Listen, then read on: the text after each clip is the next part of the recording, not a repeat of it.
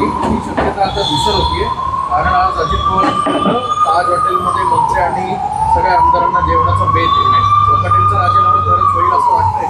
आता जर जेवणाचा बेत ठेवला असेल तर कदाचित सेंड ऑफ सुद्धा असू शकतो की चला कोकाटेंनी विविध जे काही स्टेटमेंट तिथं दिलेले आहेत आणि त्यांनी जागा जी आरक्षित केली होती स्वतः, ती आता कदाचित नवीन आमदारांना तिथं दिली जात असावी, म्हणून त्यांना टाटा आणि नवीन व्यक्तीला वेलकम याच्यासाठी सुद्धा असू शकते. त्यांच्या पक्षात काय चालले तो त्यांना तिथं विषय. दादांनी काही दिवसांपूर्वी भूमिका घेतली होती, नक्कीच आम्ही योग्य असा निर्णय घेऊ. महाराष्ट्राला कुठला योग्य निर्णय वाटतो की कोकाटेंना तिथून काढलं गेलं पाहिजे, एक चांगल्या सक्षम व्यक्तीला तिथं बसवलं पाहिजे. आणि फक्त अजितदादांच्या पक्षाचाच विषय असं नाही, शिंदे साहेबांचे सुद्धा शिरसाट जे आहेत त्यांच्या बाबतीत सुद्धा निर्णय हा सरकारला तिथं घ्यावा लागणार आहे. आणि भाजपचे सुद्धा अनेक नेते आहेत, अनेक मंत्री आहेत की त्यांच्या बाबतीतला सुद्धा निर्णय भाजपला घ्यावा लागणार आहे.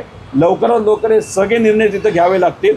जर निर्णय त्यांनी घेतला नाही तर परत एकदा या सरकारचा अहंकार आपल्याला त्या ठिकाणी बघायला मिळेल.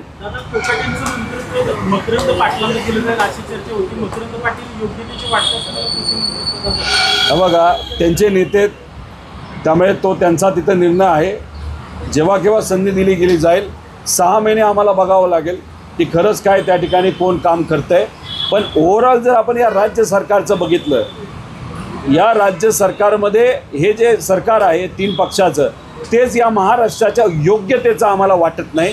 कारण कुठेही राज्याच्या हिताचा, सामान्य लोकांच्या हिताचा निर्णय या राज्य सरकारकडनं गेल्या 9 महिन्यामध्ये झालेला आपल्याला कुठेही दिसत नाही.